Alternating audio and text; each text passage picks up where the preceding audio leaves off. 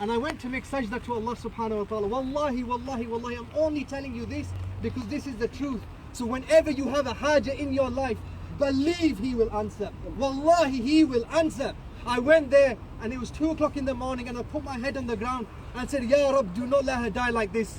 Give her kalimat tawheed, la ilaha illallah. I said, give her this, please, Ya Rabb, give her this. Give her this for her end. And I went to her bed within 5 minutes. Wallahi, I went to her bed. Within 5 minutes, I sat with her. She began to cough. She began to cough, and phlegm started coming into her mouth. And I helped her clear her mouth. She cleared her mouth. What did she say? She said, La ilaha illallah. And she raised her finger. Wallahi, she raised her finger. And I looked at her and I said, say it. She said, La ilaha illallah Muhammad Rasulullah. At this, I became very happy. And she kept saying it. And she kept saying it. Now, bearing in mind, 4 days ago, she couldn't speak. And when I was asking her to remember Allah at that time, she said to me, I can't say it. And that's what dragged me to Sajda on Friday night. Because I was scared. I didn't want the greatest asset of my existence, my mother, to pass away without this. And I begged Allah like I never begged Him for anything in my life. She looks at me and then she says, look. So I'm sat in front of her and she looks like 2 feet above my head to the left. And she goes, look, it says it there. She says to me, it says it there. And she could read La ilaha illallah Muhammad Rasulullah in front of her eyes. And she says, look how bright it is, look how nice it is.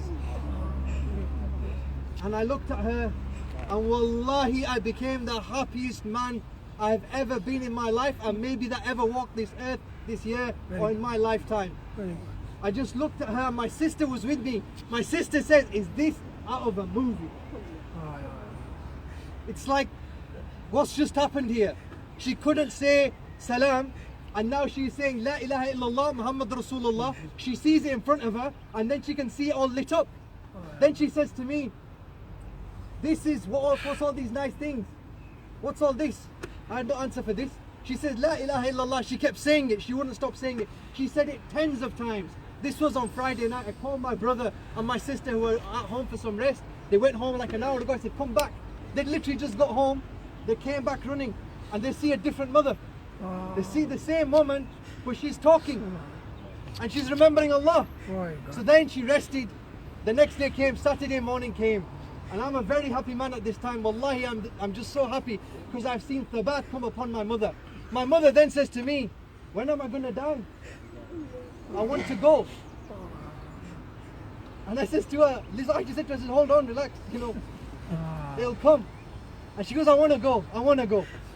So then every moment that came, they started giving her some other pain because she was in a lot of pain at this point. She kept saying La ilaha illallah, and then she kept falling asleep. And then when she would wake up, boom, La ilaha illallah. That was on Saturday. What day is it today? Sunday. So last night, things became very hard for her. Things became very hard. And in the late part of the evening, early part of the night, I became very worried. Because you want the last words to be La ilaha illallah. But then I'm seeing her capacity to even speak shrink and shrink and shrink. So whenever anybody comes, and apologies if your families have come, because I tend a lot of people who say I don't want to say anything else, because all she said tens of times is La ilaha illallah Muhammad Rasulullah, and I want her to die upon that. Then it became very difficult. And she's wanting to say it. She's wanting to say it. And then she says, Illallah. And she stopped. And as far as I'm aware, she didn't say a word after that. People came, nurses came, they gave her drugs or whatever, and then that was probably about 7 hours before she passed, after which she became very tired and just became very weak. And then in the early part of the morning, we were together, all my siblings, mashallah, and we were holding our mother's hand, and then it just became apparent that the gargling had changed. She was gargling, you could hear that noise for a few days, but then there was a change. And I looked at my brother and said, I think it's time.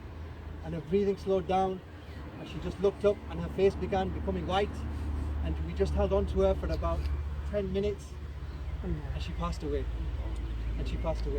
Why do I tell you this today? This is not to praise my mother unnecessarily or show you something that is a story. I'm telling you this for two reasons. And please take note of this. My mother was not a sheikha, She was not a hafiz of Quran. She was not the person that was teaching all the people Islam. She was an ordinary Muslim woman. An ordinary person that did ordinary things. But she wanted something. All her life she wanted to die in Ramadan. And she wanted to be in a good way when she died, saying La ilaha illallah. And she stayed firm upon that her whole life. And what happened when she died? Allah gave her what she wanted her life. The second thing is this: I am a witness to a situation where my mother could not speak anymore. She couldn't get a word out, and when I was telling her to say a kalima of anything to do with Allah's name or the shahada, she said, I can't say it. That same woman, when she becomes more breathless, less able to speak, on morphine, and there's doctors here which will tell you once that happens, it's game over. When I dropped down and I made 2 rak'ah, and I begged him like I never begged him before, the Lord of the world, he put life in a dead woman walking. The ability she lost, and her tongue had all, ulcers and everything on it. It was very difficult for her to speak. That same tongue became the tongue of La ilaha illallah Muhammad Rasulullah hatta al-maut. So what does that mean for all of us? That means all those stories we think, yeah, the stories, man. You hear them at Jummah about Sahaba and these things that happened to these great scholars of the past. They don't happen there. They're not Asatir al-Awwali. They're not the stories of old. It's just that they were the people of old. We're the people of now. The difference in changing is here only. Many of us, we come to janazas, we go to Jummahs, we go to lectures, we go to courses, we become mechanical. Our religions become ritualistic. We do one thing and the other. We pray 4 rak'ah, we pray 2 rak'ah, and we're gone. But you know what, and I'm saying that for myself before I'm saying it to anyone else. But you know what, when you go back to him and you ask him, if not, just tell him, I need this, I want this, he don't let you down. So whatever it is that's going on in your lives right now, maybe you got parents that are unwell, maybe your parents have passed away, whatever it is, there's nothing like getting this down. Because I'm telling you, 36 hours ago, she couldn't say a word. And then my family is a witness, that, and even the staff there, this woman would say La ilaha illallah, I would say somewhere between 25 and 40 times before she died. Maybe even 50 times, I don't know. And her last word, as far as I saw, was illallah. So I just wanted to share this simply because I'm sure a lot of you are going through similar trials as me. Parents that are sick, family members that are sick, things that are going on at home. Sometimes you just can't think where the solution is. And the reality is, it's right here in front of you. It's the same thing that's got you fasting today, and it's the same thing that will save you from Jahannam. So I just wanted to share that with you. Apologies I kept you here in the rain, but inshallah this is a benefit for you, and you can share it with other people and say you met the guy, you buried the woman yourself. This is the God's honest truth. And I genuinely do apologize for keep getting you wet out here, but inshallah it is a benefit. Please forgive us. Please apologies for myself and my family for this, but please do inshallah reflect upon this. Inshallah all those trials you've got going in your life, bring it back to where it all is going to get solved, which is La ilaha illallah Muhammad Rasulullah. Brothers, we are going to be at the Faith Centre for anybody that wants to give their condolences.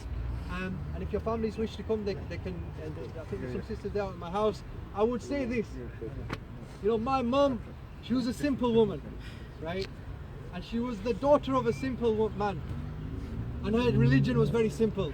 So we're not into long drawn out visits, stones, beads, jewels and all this stuff. We're quite simple people, right? And that's how religion is. So please don't take offense if you come and there's not a lot of things laid out in all those kind of things. We just don't do it. Call us too Wahhabi if you want, I don't know. But that's how we are. But you're more than welcome to please visit me and my family anytime at my home. Or if you wish to pay condolences to my family, we'll be at the Faith Centre now until this evening. And there will be iftar there, so if you wish to break your fast with us, inshallah this will be a great blessing. And inshallah there will be some reward for my mother who is unable to fast today. But inshallah she can take a part of every single person's fast here. So please do me that privilege. Give her a little bit of your fast. She's had a tough time. She's returned to Allah subhanahu wa ta'ala in the most blessed way. So inshallah be part of that story. Jazakallah khair. Apologies again for getting you wet. And thank you very much.